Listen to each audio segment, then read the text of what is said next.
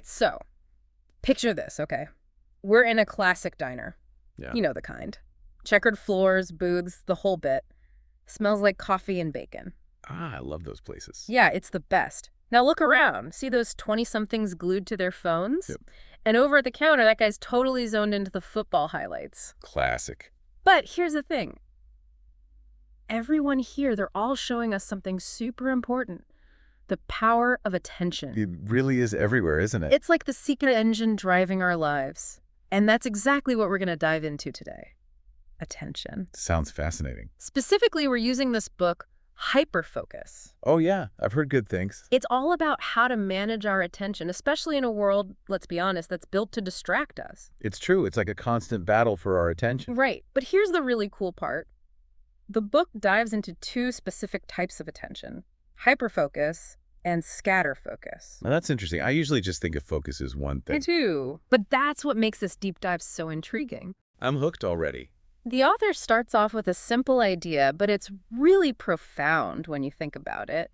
Our attention is always focused on something, even if it's just our own thoughts. That's true. It never really switches off, does it? Nope. It's always there in the background, shaping everything. Like an invisible force. Mm-hmm. And it's our most powerful tool, wouldn't you say, for living a good life, getting things done. I totally agree. But the author also points out that, like any tool, our attention has limits. Yeah, we can only stretch our focus so far. Right. Like imagine trying to memorize a phone number while playing the piano and holding a conversation. Could you do all those things well at the same time? No way. Something would fall apart. Exactly. There's a limit to how much we can actually handle. The author calls it our attentional space. Oh, I like that. So how much can we actually fit into this space? Well, think of it like this. Imagine your attention as a space that can only hold about 4 chunks of information at once. 4? That doesn't seem like a lot. It's not. And that's why things like trying to remember a long grocery list can be so tricky. But there's a trick. Ooh, I love a good trick. Tell me more. It's called chunking. Instead of trying to remember 10 separate items, group them into categories like produce, dairy, snacks. Suddenly, those 10 items become 3 chunks. Oh, that's clever. It's like organizing your mental closet. It is, and it makes it much easier to manage all that information. But there's another layer to this whole attention thing. Okay, I'm ready. Think about the things we do every day. Some tasks are really automatic, like walking or chewing gum. Right, we barely have to think about those. Exactly. They've become habits, and habits require minimal attention. But then there are those other tasks, the ones that really make us sweat mentally. Like writing an essay or solving a complex problem, those are complex tasks, and they demand a whole different level of focus. It makes sense. So here comes the mythbuster. Multitasking. Oh, I'm ready to hear this. We can multitask, sure, but only with those habitual things. Walking and talking, no problem. Trying to write a report and have a deep conversation at the same time. Disaster waiting to happen. You got it. Our brains just can't handle 2 complex tasks at once. We end up making errors, getting frustrated, and nothing really gets done well. That explains a lot. I feel like I'm always switching between tasks and never really finishing anything.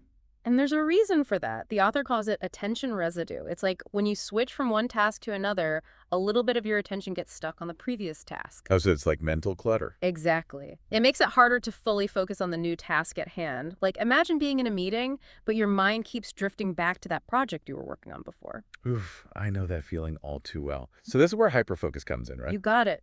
Hyperfocus is all about that deep, deliberate focus on one thing.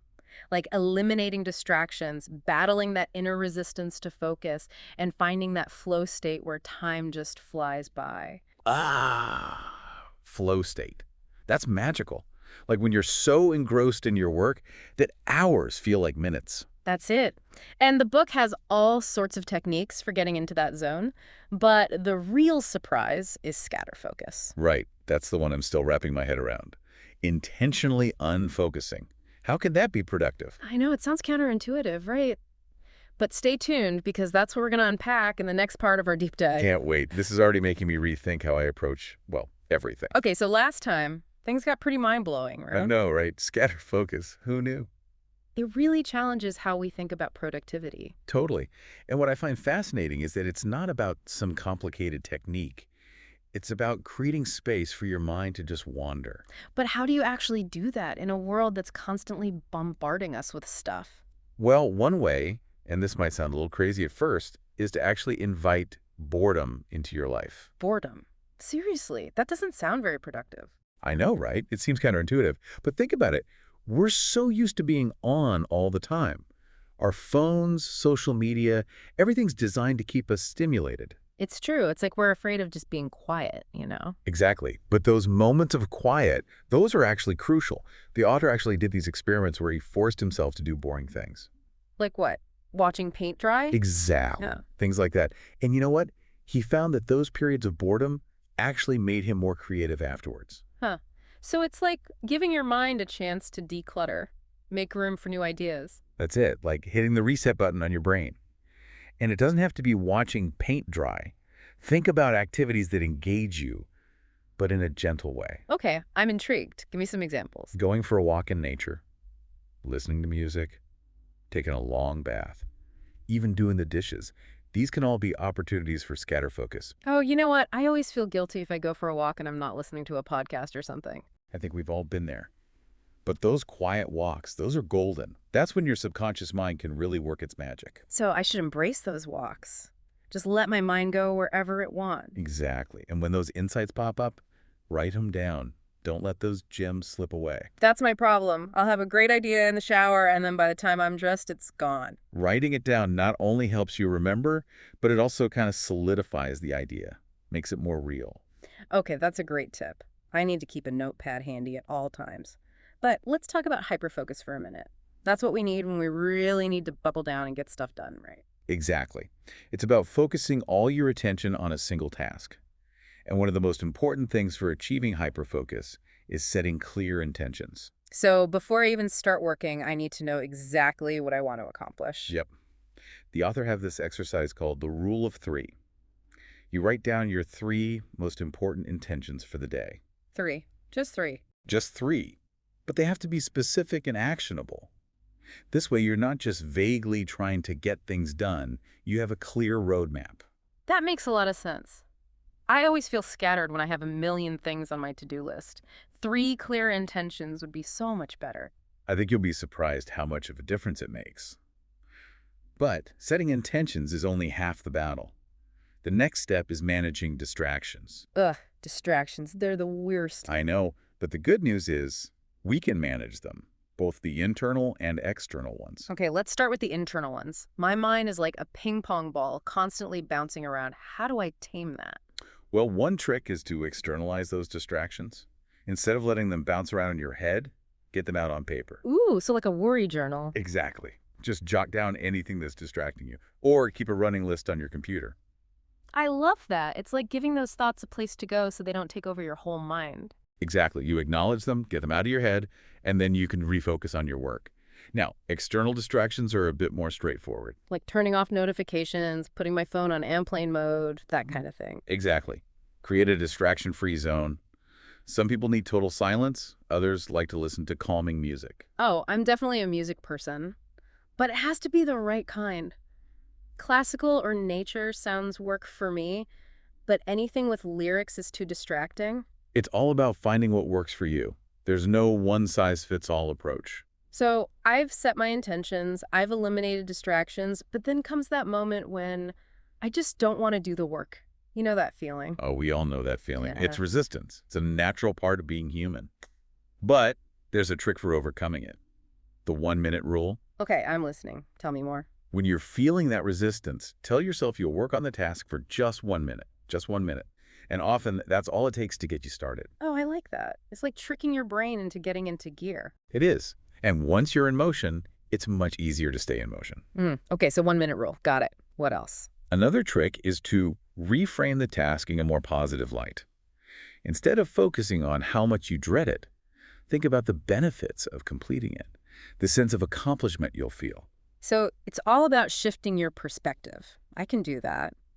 What else should we keep in mind when trying to achieve hyperfocus? Well, energy management is crucial. We all have natural peaks and valleys in our energy levels throughout the day. Oh yeah, like the afternoon slump. Exactly. So the key is to work with those rhythms, not against them. Schedule your most challenging tasks for your peak energy times. So if you're a morning person, do your hardest work in the morning. And if you're a night owl, embrace those late nights. Precisely. And don't forget to take breaks throughout the day, even if it's just for a few minutes. Okay, I'm taking notes. This is all so helpful. So we've talked about boredom, intentions, distractions, energy. But before we move on, remember that diner scene? The one with the people on their phones and the guy watching football. Yep. Now that we've explored these two modes of attention, I'm wondering, do you see it differently? Can you tell who's using which type of focus? Ooh, that's a good question. It makes you realize how easy it is to misinterpret what's going on. Maybe that couple on their phones is actually deeply engaged in a project. And the guy watching the game, maybe he's using scatter focus to analyze the plays or come up with new ideas. Exactly. It reminds us that attention is complex. What looks like distraction might actually be deep focus in disguise. This is blowing my mind. It's like I'm seeing the world in a whole new way. That's the power of understanding these concepts. It allows us to be more open-minded and less judgmental. This has been such an eye-opening conversation. I can't wait to try these techniques myself. And in our final segment, we'll explore some more ideas from the book that will help you really take control of your attention and unlock your full potential. So we've been talking a lot about focus and all these techniques, but I think there's something else that's really important too. What's that? Happiness. You know, we often think of productivity and happiness as separate things. Like, first you got to grind, achieve your goals, and then you can be happy. But this book, it kind of flips that idea on its head. It does, doesn't it? It argues that happiness isn't just some reward at the end. It's actually crucial for success in all areas of our lives. Yeah, it's like we get so caught up in the hustle that we forget to, actually enjoy life along the way. And that's a recipe for burnout. When we're happy, we have more energy, more motivation, we're more resilient, and all of that feeds into our ability to focus, to be creative, to actually get things done. So it's not about sacrificing happiness for productivity. They actually go hand in hand. That's pretty cool. So what does the author say about, how to actually invest in happiness? Well, he talks about the importance of doing things that genuinely bring you joy, things that make you feel alive and energized. So it's different for everyone. Of course. There's no one-size-fits-all formula for happiness. For some people, it might be spending time in nature. For others, it might be connecting with loved ones, or maybe pursuing a passion project. That makes me think about something. I used to love playing the piano, but I haven't touched it in ages. I always tell myself I don't have time. But maybe those moments of just playing music, those are actually important. I think so. When we deny ourselves those things that bring us joy, we end up feeling depleted. And that makes it harder to show up fully in other areas of our lives, even our work. Wow, that's a really good point. Okay, so we've got happiness. What else does the author recommend for, making the most of our attention? Energy management is huge. We talked about this earlier, but it's worth repeating. Our energy levels naturally fluctuate throughout the day. Oh, yeah, like the afternoon slump. Exactly. So instead of fighting those natural rhythms, work with them. Do your most demanding tasks when you have the most energy. And save the less intensive stuff for when you're feeling a little drained. Makes sense. And take breaks. Absolutely. Even just a few minutes to stretch, walk around, take some deep breaths, those little breaks can make a big difference. Okay, I'm writing all this down. This is gold. One thing that's really stood out to me throughout this whole deep dive is that there's no one right way to do any of this. Exactly. What works for one person might not work for another. We all have different brains, different rhythms, different preferences. So the key is to experiment. Try different strategies and see what works best for you. It's like we're all our own little science experiments. I like that. And remember, it's an ongoing process. What works for you today might not work for you tomorrow. So stay curious, stay flexible, and keep learning about yourself. Okay, so as we wrap up this deep dive into hyperfocus and scatterfocus, what are some key takeaways you'd like to leave our listeners with? I think the most important thing is to remember that you have more control over your attention than you might realize. You can make conscious choices about where you direct your mental energy. And don't forget, make time for both hyperfocus and scatterfocus. They both have their place. And it's not about being perfect. It's about being more aware of your attention, noticing where it's going, and making intentional choices about how you use it. It's a valuable resource. Treat it that way. In a world that's constantly trying to grab our attention, the ability to choose where we focus, that's a real superpower. It is. And you have that power within you. Well, folks, that's a wrap on this deep dive into the world of attention. We hope you enjoyed it. And we hope you'll continue to explore these ideas and see what works for you. Until next time, be present, be curious, and be kind to your mind.